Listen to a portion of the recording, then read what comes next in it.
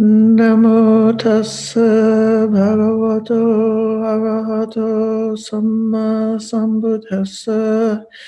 Namo tassa bhagavato arahato samma sambuddhassa. Namo tassa bhagavato arahato samma sambuddhassa.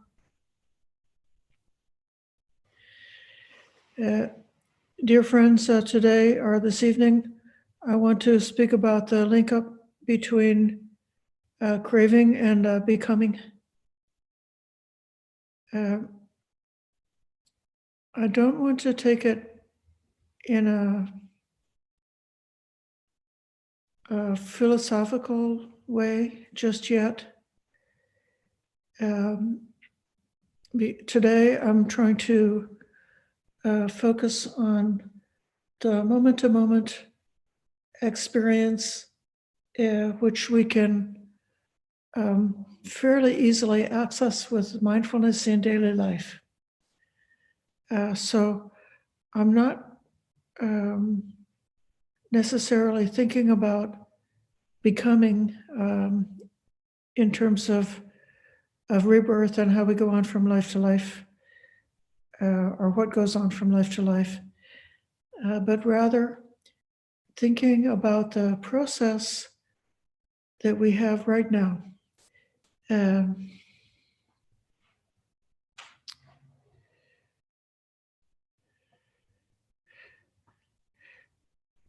When I was young, in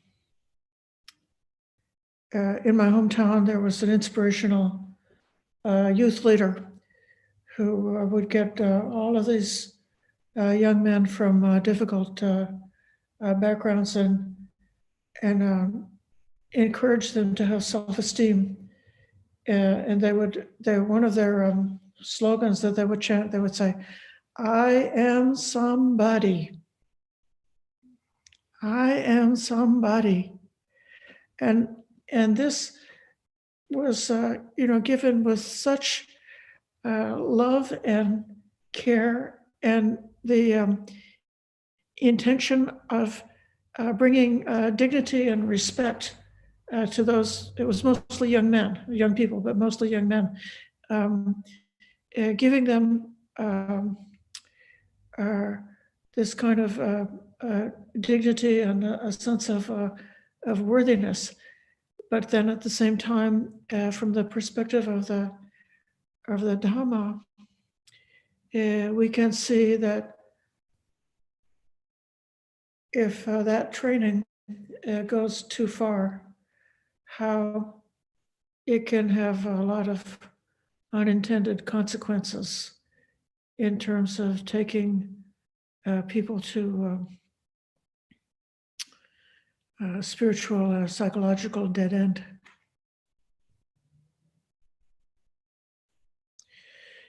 Perhaps today, from what I hear, I'm not very much in touch with young people, but what I hear is there's a tremendous increase in the amount of economic anxiety among American teenagers, that they need to really accomplish a lot in school. They need to, have very good grades and participate in all the right extracurricular activities and have the right connections, and maybe, through their family connections, get into some very good quality internship opportunities, so they get to know people, and they're doing all of these things so that they can get into a good a college and subsequently get into a good career path. And there's a real danger, because of the economic uncertainty of these times, that if you fall off the escalator, you might not be able to get back on, and you might have a life of not being able to have economic security or the type of lifestyle that your parents had. And so there's all this fear and a work and effort that's, these are like tender young people, like 12, 13, 14, 15-year-olds, uh, having so much worry and stress about trying to become somebody, trying to become a success story and not fall into the trash heap of the majority of people who are not successful or less successful than their parents were. And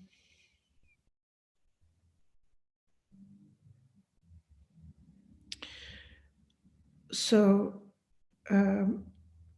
within this life,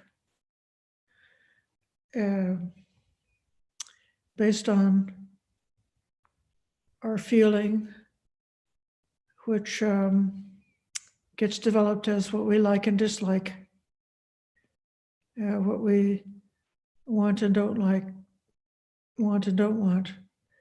And then this settles down into craving, which is like a desire, which is supported by some wrong views that are justifying these desires and making our desires into something like an ideology, so that we can have an inner voice, which is like a propaganda speech maker who is, feeding us a line of, how it ought to be, how it should be.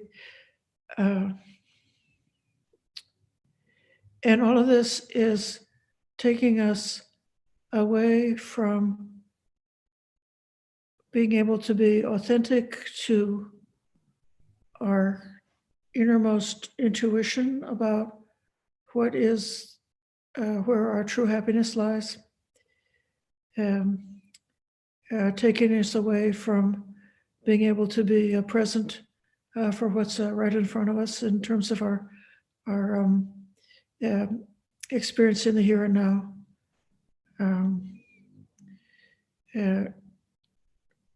Actually taking us away from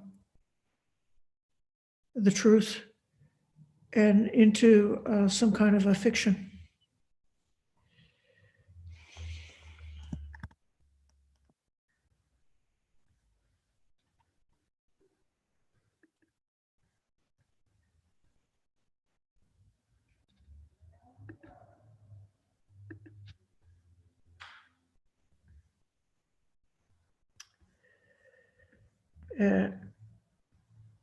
I just want to quote you these two.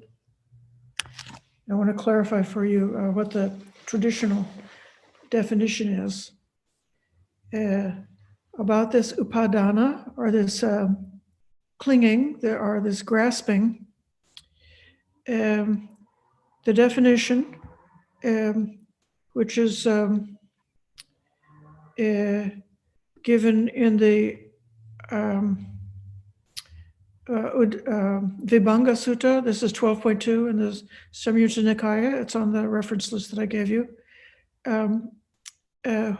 So the definition of grasping or clinging, there are these four kinds of grasping. Grasping at sensual pleasures, grasping at views, grasping at precepts and observances, and grasping at theories of ourself. This is called grasping. So the first point here is, sensual pleasure. Okay, so that's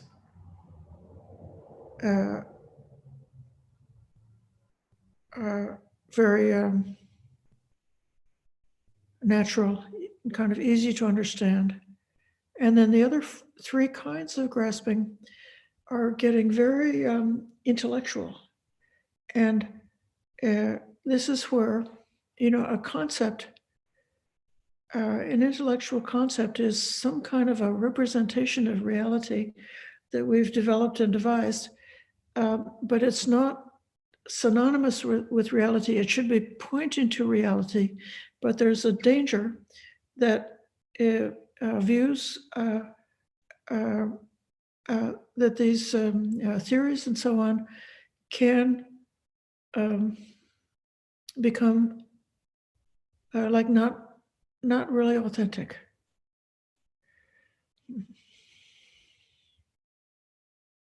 There are the many kinds of views that the Buddha identified and spoke of as being a wrong view, primarily different kinds of views about the self and finding a self in different aspects of experience, like things are owned by the self, or things are in the self, or the things are separate from the self, and so on, defining many aspects of our experience in terms of self. And then finally, it comes to what's called right view, or samadhi, which is the beginning of the Eightfold Noble Path, which is fundamentally understanding causation in terms of the Four Noble Truths, and understanding causation in terms of causation as an impersonal process, which is not owned by a permanent, unchanging self. But even the samadhi, you could grasp and cling to the right view. And if you cling to it, you can make it into a wrong view. In the simile of the raft, the Buddha said that what he has taught is like a raft, and you use the raft for crossing over the river. You use the raft of the Dhamma that the Buddha has taught for crossing over from samsara to the other side.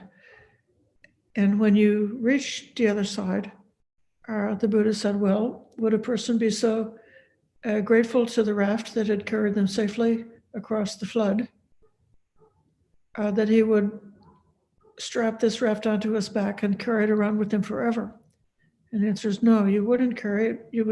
It's done its purpose, and then you just leave it alone and go on your way. And so any view which is clung to and reified in that way becomes a type of wrong view, and is part of this grasping, is part of a process of reifying a concept of self that carries one along to another lifetime.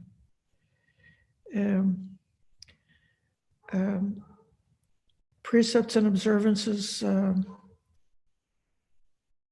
and just explaining the meaning of this definition, that is one of the fetters that is holding us back from our awakening.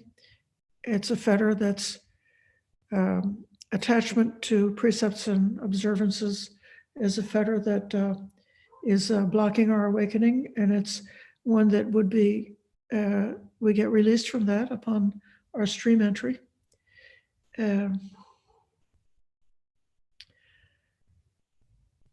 Sometimes it's described as clinging to superstitious precepts and observances, meaning the precepts and observances of other faith traditions besides Buddhism. In a way, I think it can be more usefully, or more in a more politically correct way, think of it in terms of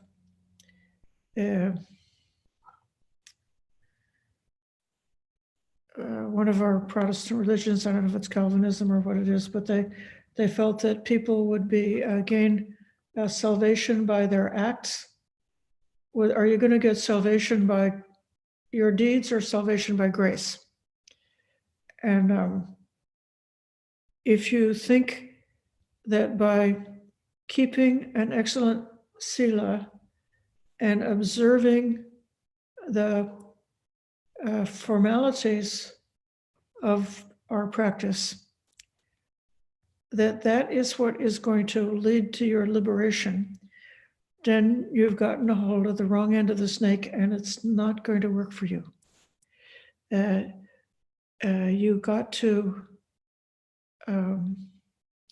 understand that liberation is a process of insight, and we're observing precepts and observances as a way of clearing the underbrush, making our life more simple, making our life more skillful, getting away from doing things that might be harmful and bringing up afflictive states of mind, which will block the opportunity for insight to arise. So precepts and observances don't do the whole thing by themselves. If we are grasping at that, we got it the wrong way. It's not going to work. And then last of all, the different theories about the self. As I was saying earlier on, craving, tanha, or thirst, is very instinctive. It's not really intellectual. It's something that's an impulse that arises, which is kind of simple, very sort of automatic. We have underlying tendencies towards craving, and whenever there's a threat or an opportunity, these underlying tendencies like spring up and we crave after something. But then when it comes to clinging, all of this embellishment or this decoration or this proliferation of different ways of cognizing, different mental, intellectual ways of dressing up the craving with a conceptual framework, makes it into grasping. Then, because of grasping, then comes the Pali word bhava, which is sometimes translated as becoming, sometimes translated as continued existence, sometimes translated as existence. And bhava, I want to emphasize, is like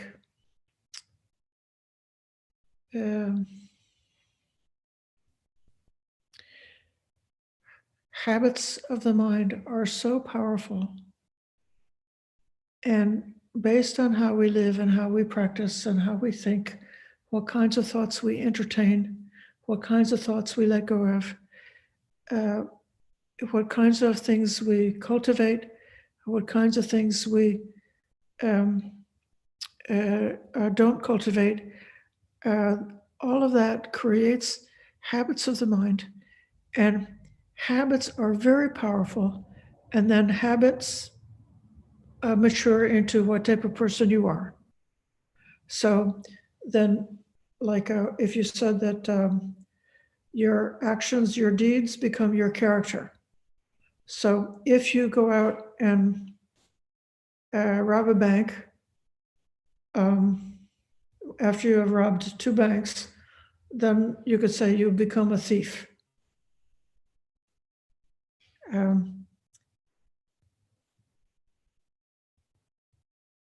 It's very good to reflect and be honest with oneself about what habits we have and whether all of them are wholesome and onward leading, or whether we still have habits of mind that are not leading us onwards, that are blocking us.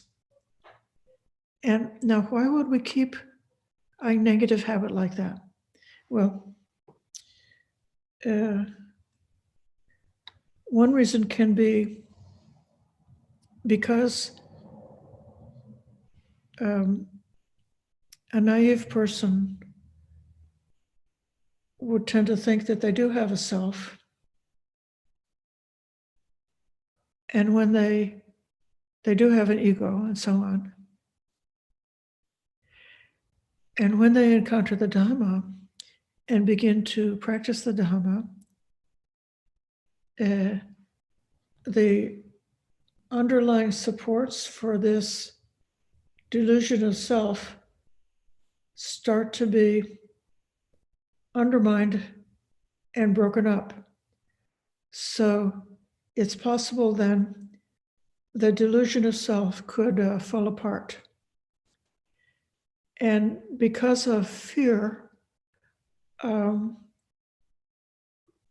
that delusion of self can like sort of come back and throw up a kind of a resistance and says, no, I don't want to go there. I actually don't want to practice this way. And this can happen with people who are newcomers to Buddhism or people who have been practicing for many years and decades. They can discover that they still have some realm of some resistance, some counterproductive habits of mind that they entertain and that they still have them, so apparently not willing to give them up. And those habits of mind ought to be recognized as being a real danger to the practice, something that's a real block. That unless we become willing to abandon those habits, then we will become something. And what will we become? Well, they in the sutta, this bhava, or becoming or continued existence, is not just something that's very abstract, but it's meaning continued existence in some realm or another realm. It's defined in the sutta as existence in the sensual realm.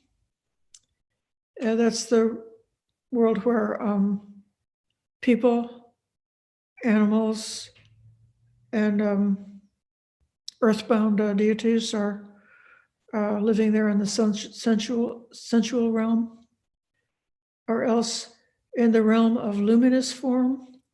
That would be a kind of like a heavenly realm, where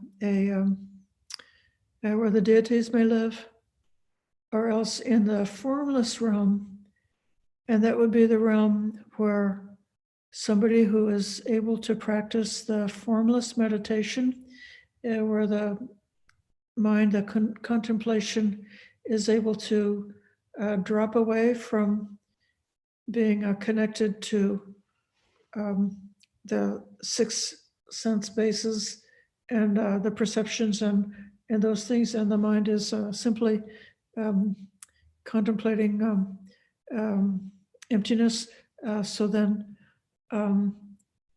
if even while they're contemplating this pure contemplation of emptiness, which is a contemplation that feels like nibbana because it's so peaceful, but if they then cling to that, then that can become their fate, and they can be born as in a heavenly realm, which is the formless realm, and can carry on for 84,000 aeons or for a certain number of aeons in that state of existence. But none of these realms, in this world, in the heavenly world, or in the formless world, none of them have gone beyond becoming. So eventually, whether it be quickly or very slowly, they will continue to become something else.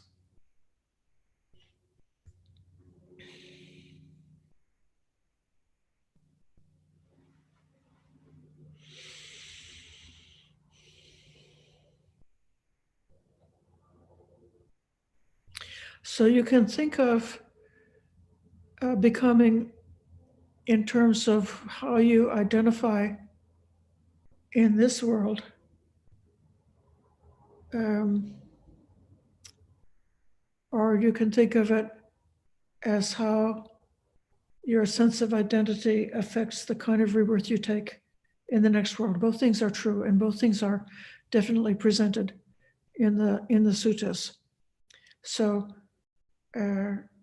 desires and wants and becomes sort of like congealed into clinging when it's dressed up with different mental concepts. And then that becomes your character. And then you can say, I am somebody. I am a thief. I am a bhikkhuni. I am an attorney. I am retired. I am a good person. I'm a bad person. However, people identify themselves.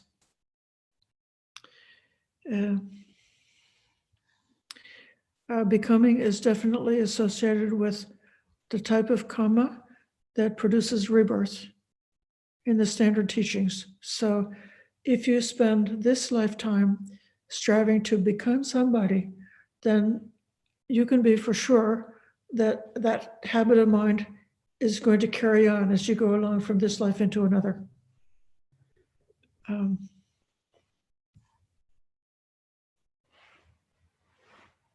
I don't want to return something. I brought this up briefly before, but this is a somewhat a different reading about bhava that I found extremely useful, which is laid out in the teachings of the Buddhist philosopher, the medieval Buddhist philosopher Nagarjuna. So there are two words in the Pali language which could be translated to be. Now, to be or not to be, that is the question. So bhavati means to be or to exist. And then the Pali word atti also means to be or to exist. So they have the same meaning, but the words with the root bhava has more of a sense of a dynamic existence which is constantly in the process of changing and becoming. And the term atti has got more of an idea of an ideal existence which is eternal and unchanging. Bhava is used to speak about the human life being this process wandering in samsara and governed by two kinds of craving that are mentioned here. There's three kinds of craving. One is sensual, and the one is the bhava tanha, and that's the craving to keep on keeping on, to keep on becoming, to keep on going along. So I'm satisfied with this life of rebirth. I want to be born. I hope I'm going to get reborn in a better state than I was before, or at least in the same state. And I would like to not be reborn into a painful realm. I may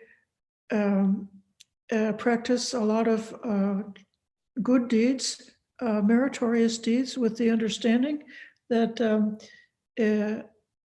doing merits and also practicing loving kindness and doing merits, even if you don't have any insight. If you live this practice like as a loving, kind individual, experiencing the happiness of loving kindness, experiencing the happiness of having a pure ethic, experiencing the happiness of doing generous deeds and giving, then it's almost like the life you're living is kind of heavenly right there. It's like heaven on earth to be a person, to be that kind of person. And you could expect, if you could keep this up and not falter, and if you would be very certain that you are not going to fall into unwholesome, unskillful deeds, and you're not going to fall into hatred. And if you can keep this up to the last moment, you'll get a good rebirth. You would not be reborn in a state of affliction. Then there's another word which is called punabhava. Puna means again. So punabhava means you're getting another life. You get another and another and another. Then when one recognizes and gets tired of one life after another, see the suffering and frustration associated with one life after another, then can come this desire to become something else. And this is translated as vibhava. This is a different definition of vibhava than we see in the standard early Theravada text. So this is a later definition, but I just find it so useful that vibhava, vi means different. So bhava becoming different, becoming something else is defined as the attainment of a personal, eternal happiness in heaven where there will not be any more changes. So once you get there, you won't become anything else after that. You've just landed and it's finished. It's the end of the story.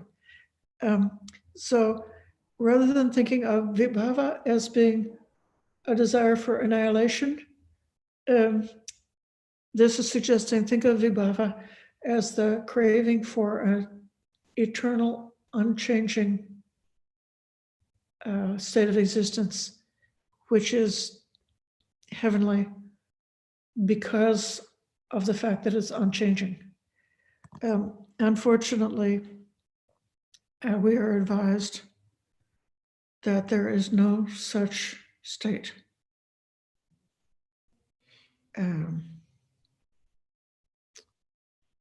And somebody who strives for that will just get a temporary heavenly existence, but they will not have escaped from continued further becoming. The notion of the self, the ati, this is like wanting to go from state to state is very much involved with going on from state to state. Even, we were talking before about the discourse on the end of craving. The setup story for that, it's a very famous story. There's Sati, the fisherman's son, and he thinks it is this very same consciousness that roams and transmigrates, not another. And the Buddha counsels him about that. And he gives him a good scolding. And then he says, in many ways, I've told you that consciousness is not something that goes on and on. Consciousness is dependently originated. Without a cause, consciousness doesn't come to be. It's reckoned according to the specific condition dependent on which it arises. Consciousness that arises dependent on the eye and sights is reckoned as eye consciousness. Consciousness that arises dependent on the ear and sounds is reckoned as ear consciousness, and so on. So the consciousness, which seemed to be this permanent self, which was going to try to go on with this vibhava tanha, this permanent self, which wanted to get into this unchanging permanent existence where there would be no more becoming and no more changing, is actually something that is just arising moment by moment, and it's defined in terms of what is supporting it. So just like a fire that burns depending on logs is called a log fire, so the consciousness dependent on the I is called I consciousness. It's impermanent. So we see that the supporting conditions can be compared to a fuel, and when, as long as the fuel lasts, the consciousness lasts, and when the fuel ceases, then what came to be is liable to cease.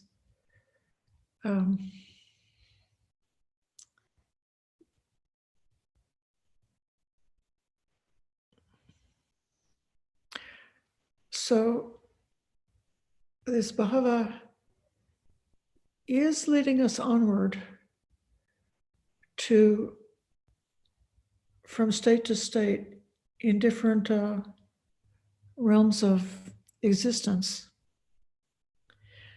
But the Buddha is advising us not to identify with any of those states of existence as belonging to oneself. And so this is a great, kind of like a correction for some of the speculations that people naturally fall into when they have conversations about rebirth. When he advises Sati the fisherman's son about the nature of consciousness arising and ceasing depending on its supporting causes, then he says, knowing and seeing in this way, would you turn back to the past thinking? Did we exist in the past? Did we not exist in the past? What were we in the past? How were we in the past? After being what? What did we become in the past? Knowing and seeing in this way, mendicants, would you turn forward to the future thinking, will we exist in the future? Will we not exist in the future? What will we be in the future? How will we be in the future? After being what? What will we become in the future? Knowing and seeing in this way, mendicants, would you be undecided about the present, thinking, do I exist? Am I? Am I not? What am I? How am I? This sentient being, where did it come from? Where will it go? And the Buddhas, the monks who are listening to this instruction alongside, I think Sati's been dismissed by this time, and he's elaborating it with the other bhikkhus, and they all are agreeing that no, they would not be thinking this way, speculating about the previous birth and the future birth. And the Buddha said, very good. You've been guided by me with this teaching that's visible in this very life, immediately effective, inviting inspection, relevant, so that sensible people can know it for themselves.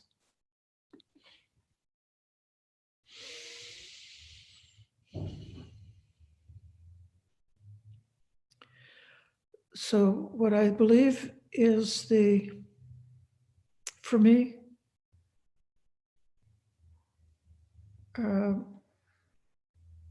the takeaway from seeing this bhava, or this becoming, as part of the cycle of suffering is, it makes me want to be very cautious about what I wish for. Because if I wish for that, I might receive it, and it might be keeping me going around and around. It makes me want to be very careful about the habits of the mind, which can, those habits that are not onward leading and not part of the wholesome and beneficial path of practice. I suspect that those negative habits of the mind are a part of a kind of a psychological resistance, that something in me does not want to let go of the identification with the self. See, so this is the thing that's holding me back. And so those habits should be not in a way which is cruel or puritanical, but just look and just see what's this really for, and would I be able to let go of hanging on to that habit? And even the practices that are within our, like our Dhamma practice, like attending the puja, keeping the specific morality and so forth. How am I holding it? Am I holding it in a way which is with a clinging and identification, which then becomes just another trap? Or am I holding it in a way which is about having, being aware of wholesome intentions of non-harming, intentions of non-cruelty, intentions of non-greed, and so forth like that. So this, just for today, I think is a way of looking at bhava, which may be useful for our practice. And how have I done on the time? I completely ate up the time for a Q&A.